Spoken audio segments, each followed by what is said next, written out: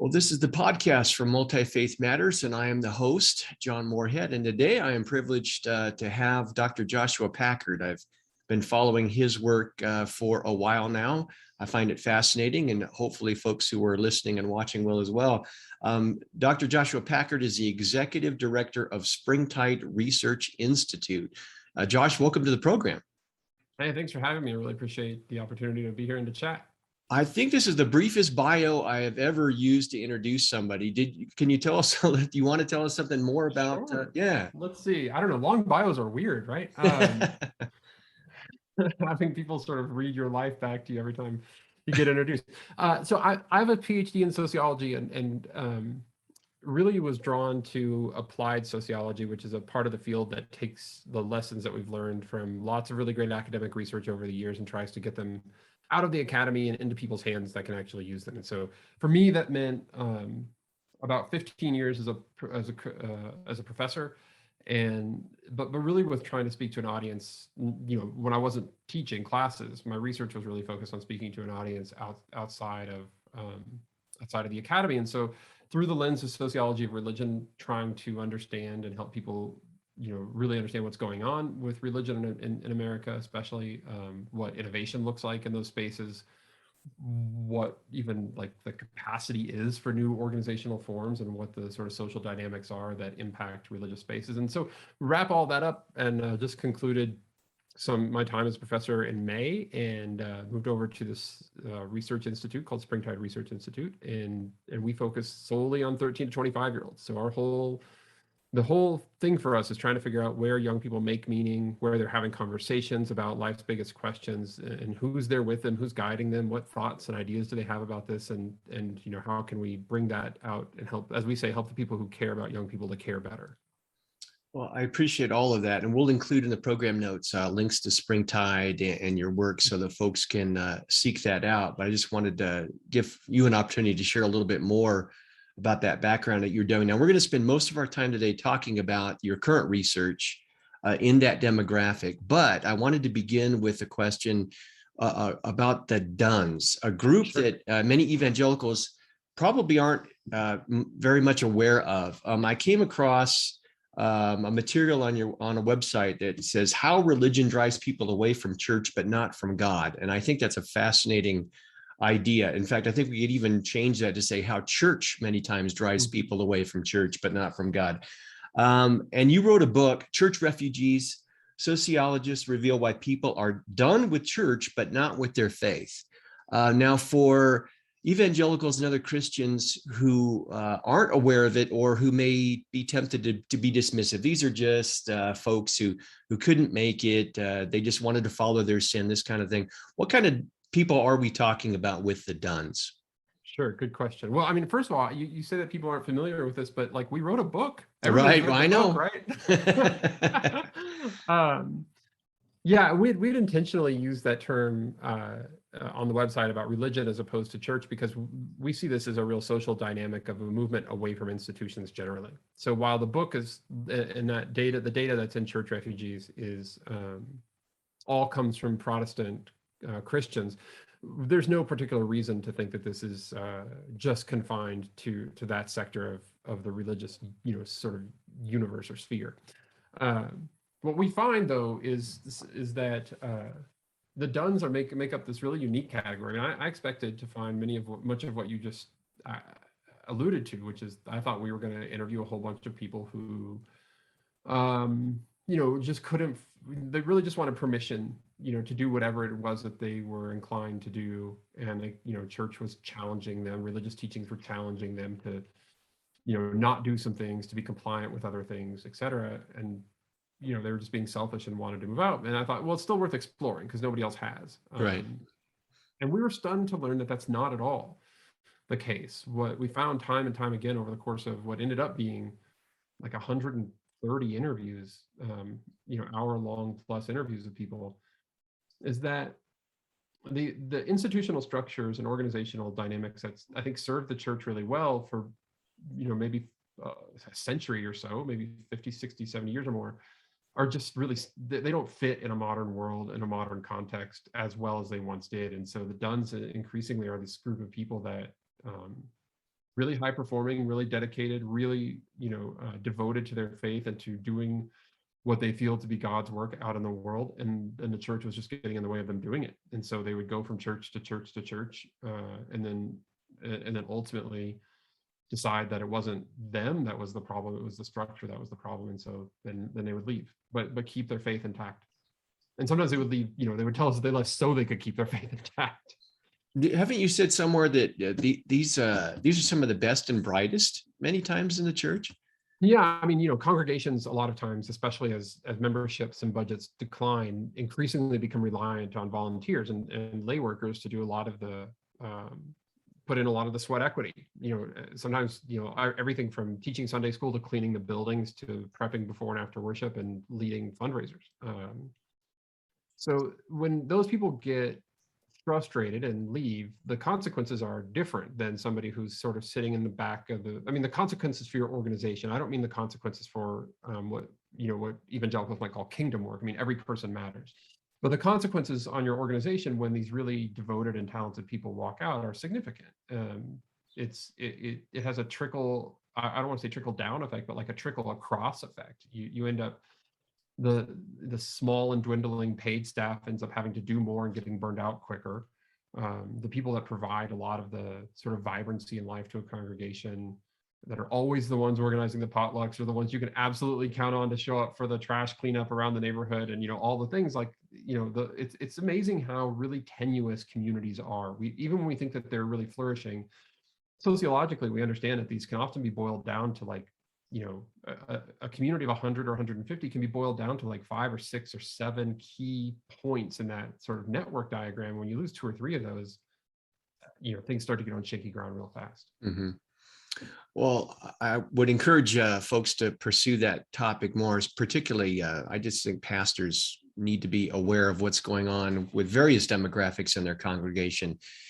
And as somebody in evangelical leadership, I must admit I'm extremely sympathetic to the Duns. Sometimes I think my work is more appreciated outside of the walls of the church than within it. So it's a significant topic. But we'll shift gears to your current research. You mentioned. Go ahead. John, I'll tell you that we do. I was really pleased to be able to, as my time in academia was winding down, got to finish out one last project with a co-author. His name is Todd Ferguson, and as we were doing the research for church refugees, Ashley and I found just a whole bunch of people emailing us that were pastors saying, I'm done and I'm a pastor. We're like, we don't know what to do with this. We can't include them, in the regular sample because it would skew the data too much. So we set them aside, and then Todd and I ended up writing a whole book just about pastors who are done. It's called Stuck, and it'll come out on Fortress Press this spring. So there's, like one more sort of follow up, and you'll be hearing, if you follow me on Twitter at Dr. Josh Packard, or look for Todd Ferguson, you'll see a lot more about it coming out in the spring. Now, where are these former pastors going? Can you give us a little hint from them? Yeah, well, stunningly, they're not all former pastors. Right? Oh, okay. Part of the story is that a lot of them are still in the, they're, in some cases they're like 5 years away from retirement. They don't really feel called to be a pastor anymore, but they feel like they owe it to their families to be able to, financially, put kids through college and pay for retirement and stuff. And they know they're reasonably good at the job, so they keep doing it.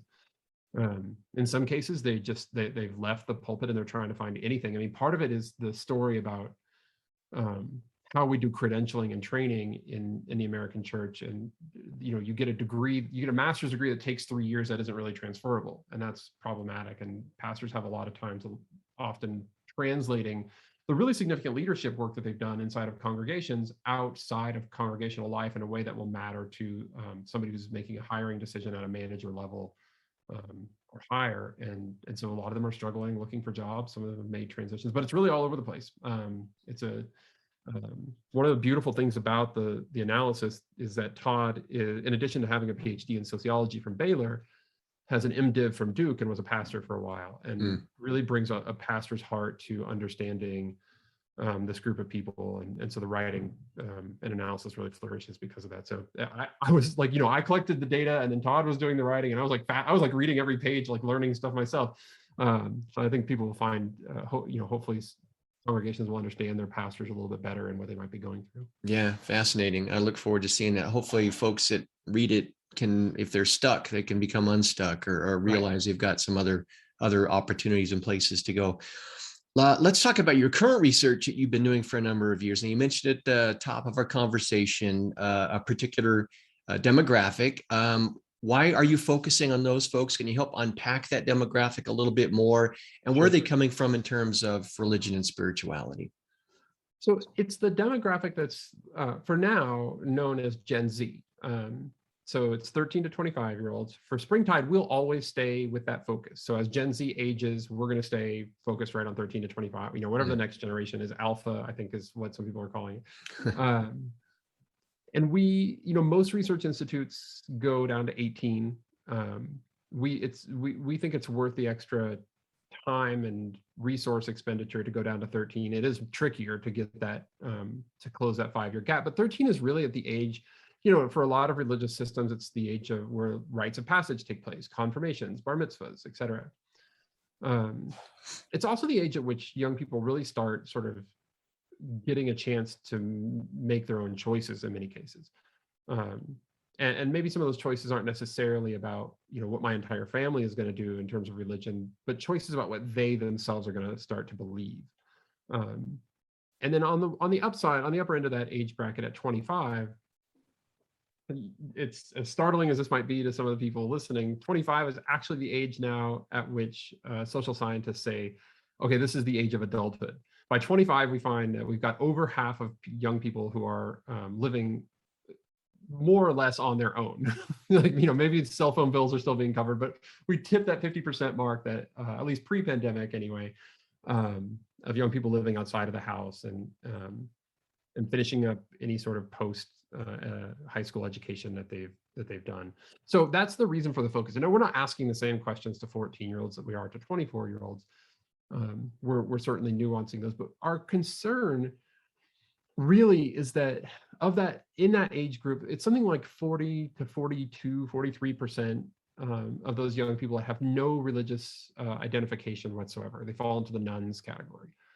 And what we kept seeing out in the field was a whole bunch of information about religion and even some information about religion and young people that was coming through a pretty narrow ideological lens. Either it was coming like from Baptists for Baptists about Baptists, or from Catholics for Catholics about Catholics.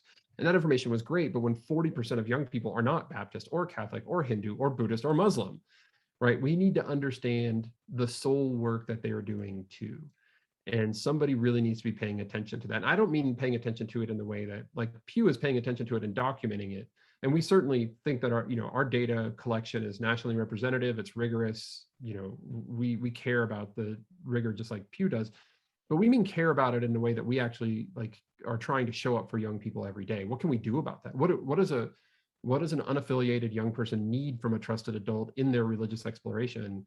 What does that look like? Who are they turning to? And so that's really those are the concerns that animate Springtide and sort of bring us to life, because the reality is far more complex than what I think most people would be sort of led to believe if all you were doing is reading Pew and Gallup statistics. Just because 40-some% of young people are unaffiliated does not mean that they don't care about God. They are very, very interested. And so we got to figure out a way outside of institutions to engage them in those conversations. Well, how does the spiritual quest and experience and desires and things of this demographic, how does it differ from even the past generation?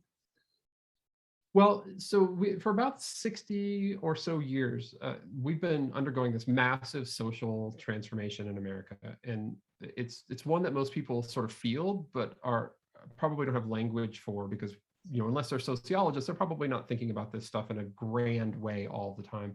And that transformation is really around institutional trust. And so that's the context within which young people especially are living their lives, which is this sort of drop off precipitously in terms of how much we trust public education, how much we trust politicians, how much we trust banks and big businesses and the medical system and religion. And trust rates for those things are not only really, really low, but they've been on the decline now for, like I said, half a century. Now, so that's been going on. What makes this generation different, to get to the point of the question you asked, is that for the first time now, we've got a generation of young people being raised by parents who don't trust those institutions. Mm. And so, where a lot of church leaders will ask me, like, how do we get young people back to church? I'm like, you need to reframe that question. That's a 2005 question. The 2025 question is, how do you get young people to church? They're not going to come back. They never left. They weren't there in the first place. And that's really a significant shift. Even the last time that I taught my sociology and religion class, there were terms that I used to be able to say and use in the course of my class the first time I taught it in 2006, that I could just assume that everybody understood, whether they were religious or not. They understood broadly, like the concept of sacraments or communion or what a congregation was even. And by the time I taught it the last time, just about a year and a half ago, that was just, you couldn't assume those things anymore. Even something really basic like, the Abrahamic faiths all, are pointing to the same God and come out of the same tradition. That is news, to your average 18 to 22-year-old. So this is it is a distinct difference. We've crossed a point where not only are young people living in a world of massive distrust of social institutions, but that sense of distrust is not coming from a personal failing that they've experienced. It's coming because they're being raised by parents who are opting out of those things from the beginning. What are some of the elements that make up the bigger cultural milieu that is helping to shape this quest? I mean, you mentioned distrust. I think most churches, most pastors are concerned about theology and worldview. If we just tell them why Jesus died and give them a flashy worship service or something that's relevant, whatever that means, but that's kind of the prescription. But it seems like there's a disconnect between what's going on culturally, sociologically, and so on. What broader currents in the culture should we be aware of? So every fall we come out with a state of religion and young people. It's sort of a pulse check on where young people are that year with their faith lives. In fact, as we record this today, that's October 12th, our state of religion and young people for 2021 will come out here in the next few days. And these are the exact things that we explore, because trying to understand the context, the sort of water that they're swimming in, is critical. It helps to explain why just getting better about your messaging and clearer about your theology with young people isn't enough. So, for example, when you grow up in a world full of institutional distrust, where that message is being reinforced at every turn, the first thing you need to do is some trust building work, not some messaging work. The data are pretty clear about this from State of Religion and Young People last year, where we put forth this model of relational authority that, if you lead with your expertise, in whatever way that is, either because you're so smart or because you have this title or because you have this institutional backing, if you lead with your expertise in a conversation with young people, they're going to shut you down immediately. It doesn't matter how right you are. So what happens is that they assume that when you're coming from a place of institutional expertise, and institutions can't be trusted, thus nothing that you say can be trusted. You know what I mean? Right. So that becomes that points a way for a way forward for how we need to be engaging with young people relationally by listening and integrity and transparency and care. These are the other 4 dimensions of relational authority. And then once we do those things, then we get a chance to share our expertise. But when we come into this, which this is a really hard pill for me to swallow as a professor, I want to stand up in front of a room and tell my students, like, this is the way things are. I've studied this a lot. I know a lot about this. Here's what you need to know, and have them get excited and care about it just because I'm saying it. But that's just they're just not going to, until we, the old saying has never been more true, that they don't care how much you know until they know how much you care. As I looked at some of what you've been releasing on Twitter and Facebook and these kinds of things lately, one of the things that just jumped out at me was this notion of faith unbundled. And I think it represents one of the greatest challenges for churches that I'll comment on after you describe it. What exactly is faith unbundled? So yeah, great. So faith unbundled is that's the concept that we're exploring in this year's State of Religion and Young People.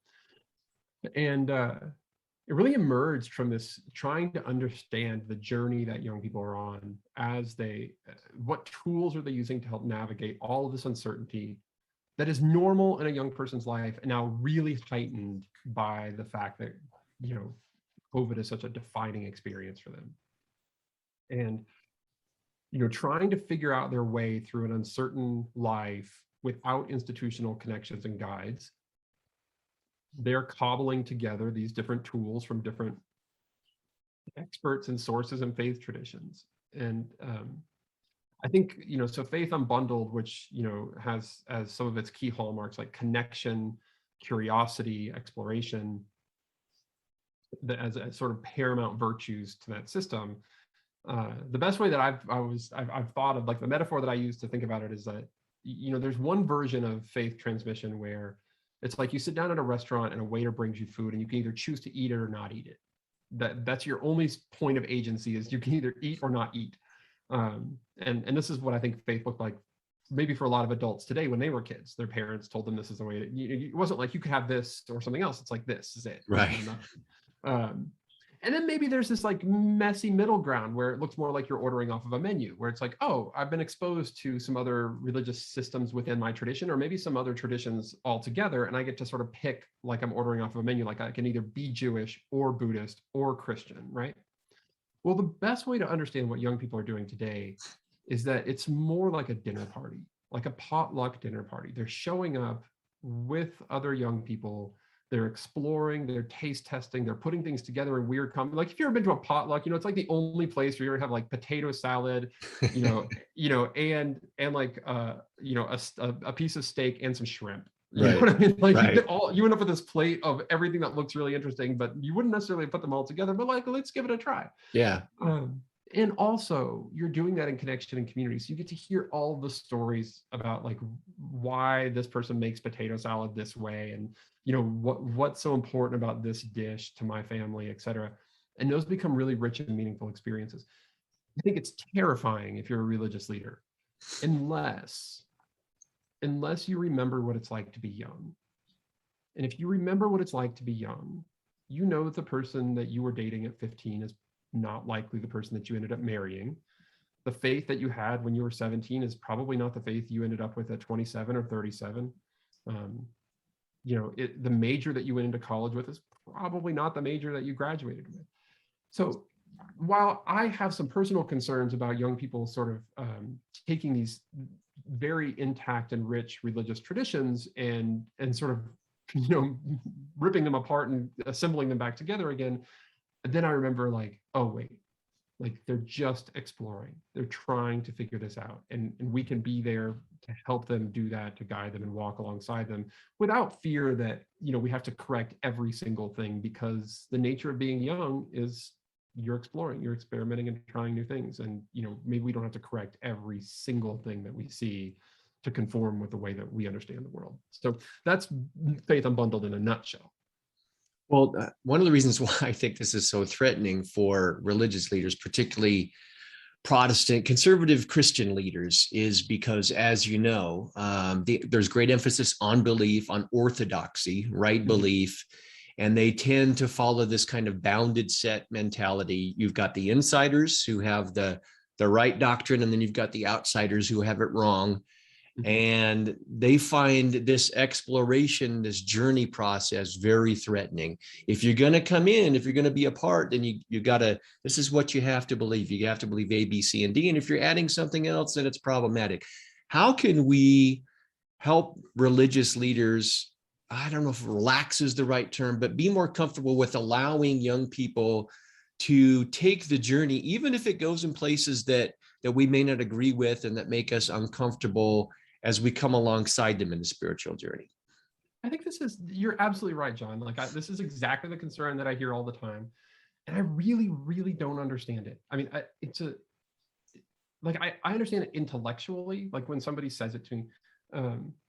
But Christianity has this really amazing element of the Holy Spirit. And so like the need for Christian leaders to try and control every aspect, when a core part of their belief system is that there's somebody in control of the uncontrollable, or there's something in control of the uncontrollable. Like I have such a hard time reconciling that.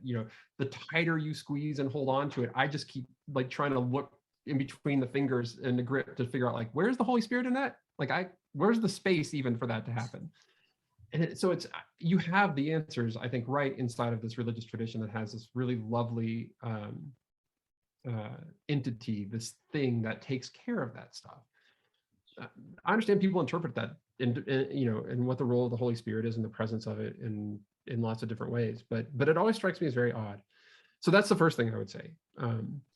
Like, leave room for the Holy Spirit to do what is the Holy Spirit's to do, and understand that your job isn't to do everything. I mean, again, I don't want to stray too far out of our lane of social science and into the lane of theology. Sure. The second thing is, and this is speaking much more from a data and science-driven perspective, is that I worked at camps. I've led young people through mountaintop experiences and encounters with the divine, and I did that when I was younger. I've seen what it can look like to get a commitment from a young person to a belief system, and I've seen what happens 3 months later. And the nature of those things, and because of the the biology, the neurology of young people, they are inclined to see the world in black and white. They don't deal with cognitive dissonance better. I mean, these are all things that happen as your brain matures and gets older. So it's easier to get that sort of like proclamation of faith from a young person, and it helps us to go to bed at night feeling good about the work that we've done, when we can say, like, oh yeah, I brought 5 young people to faith today, and like, okay, done with those 5, like, they've submitted their commitment, and we can move on to 5 more. It's like we put 5 in the win column, and you get to put your head on the pillow and feel pretty good about yourself. The reality is, and we know this from the data, we know this from lots of studies, is like, that's just not a durable, long-lasting sense of faith. And if it is, it's not because of that thing that you did with them in that exact moment. If it ends up being durable and long-lasting, it's because of the community that they're embedded in. It's because they have a sense of belonging.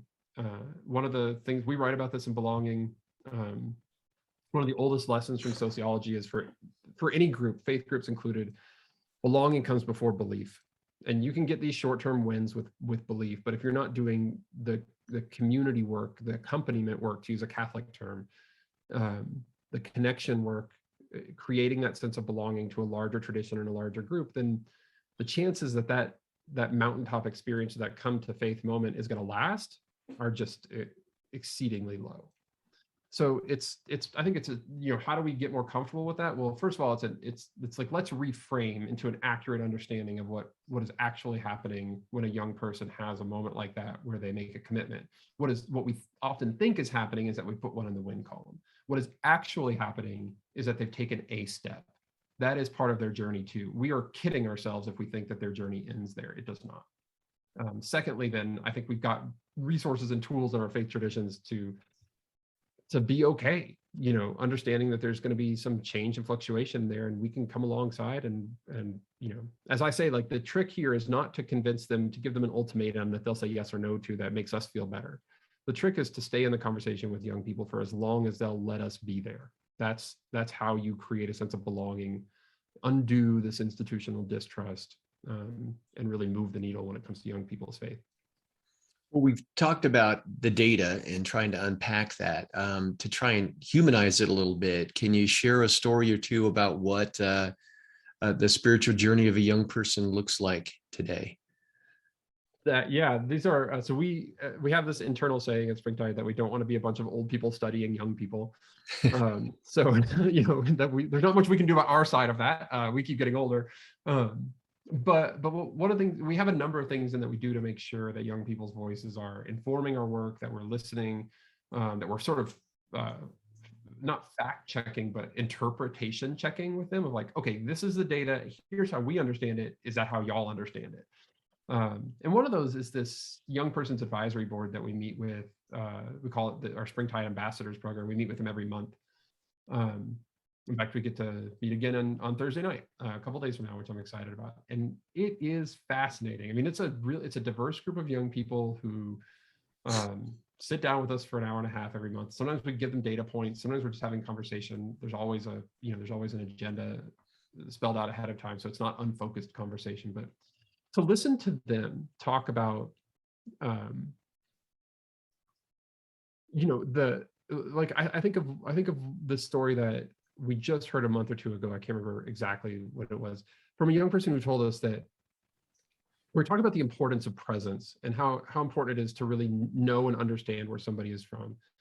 And he said, like, one of my friends died in a drive-by shooting, And another one of my friends died in gang activity of a different kind. And I went to my priest and they told me to pray about it. I'm like, but my priest doesn't know my neighborhood. He doesn't know what kinds of things, like what is, he's like, what is prayer going to do for that? He's like, I'm not saying it's not part of the answer, but like, we need more or different than that. We need an understanding of like what somebody's really going through.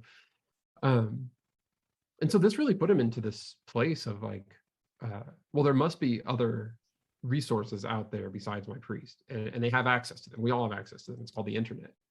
And so then he starts digging in online, looking at other support groups. People have been through things similar to him, looking for conversations that are happening around hashtags on TikTok and Twitter, and really finding a community of people who are trying to make sense of where God is in the midst of those things. And it's actually able to then drill down into like places online of people who are dealing with what he's dealt with from similar neighborhoods, if not the same neighborhood. So where his congregation wasn't able to do that, turning to social media, he's able to find it. That's fascinating, right? Like that is absolutely stunning. So ultimately this leads him down a path of belief that he's still trying to reconcile, trying to understand and unpack. But here's the thing, like we're always doing faith exploration with guides. The question is, who are those guides? And when young people were really connected to institutions, I think we knew who those guides were. They were youth leaders, they were campus ministers, they were pastors, imams, rabbis, like all the people that were designated to do this kind of work, maybe sometimes families. But now when they're not connected to institutions, they're still looking for guides, and who knows? You know what I mean? Like who knows who those guides are? So what they said, what the young people in that conversation said is like, yeah, when adults dismiss what's going on for us, on social media and on the internet, like it sort of disqualifies them from the conversation in our lives, because yes, a lot of what we're going there for is like silly dances and great music and all kinds of art and like conversations with each other, but also we're doing this other work there too.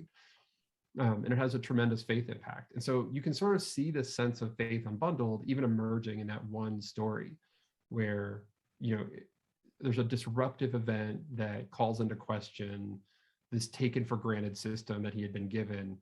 And, when he doesn't feel like the institution has even an understanding of who he is and can't be trusted to give him the right kind of advice, he starts looking to all kinds of other places to figure that out, and is in the process of figuring that out. So I think that's a pretty, that's a pretty typical, not everything is disruptive as a drive-by shooting or somebody dying in gang activity. I mean, sometimes this disruption stories can be just questions, some of the age-old questions about God. If he's all powerful and all good, how come X happens? And like institutions need to be better equipped to be in those exploration moments with young people. Well, it sounds to me in listening to some of the data and where this demographic is at, that one of the more challenging jobs in the church is the contemporary youth minister.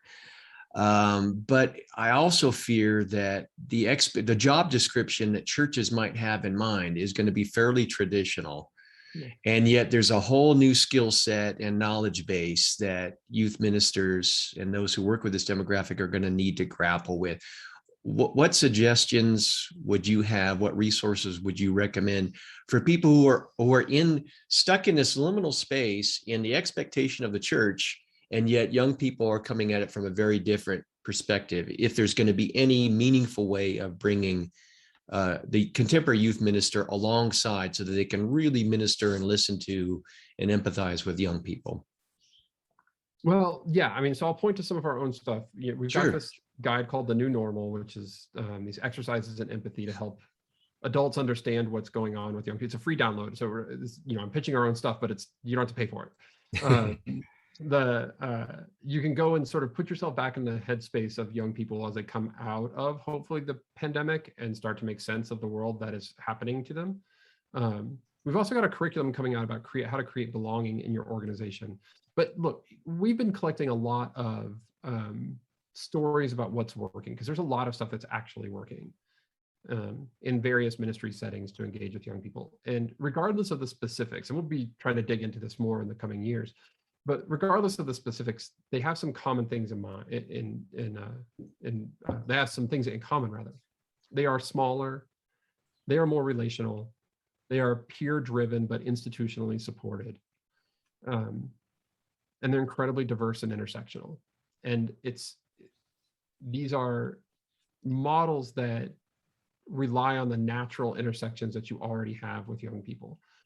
This is almost all sort of in opposite to the big program party-driven model that we've largely experienced in the Christian church here over the last 30 or 40 years. This notion of like, we're going to throw the biggest party we possibly can, we're going to invite you to it, and we're going to get to know you and, you know, foster a relationship there with you and for you. Even before COVID, where large gatherings obviously are now a very fraught place. We saw this, you know, social anxiety and other kinds of things leading us down this path where large gatherings and parties were not necessarily fun places for young people to be. You know, that was happening well before the pandemic. The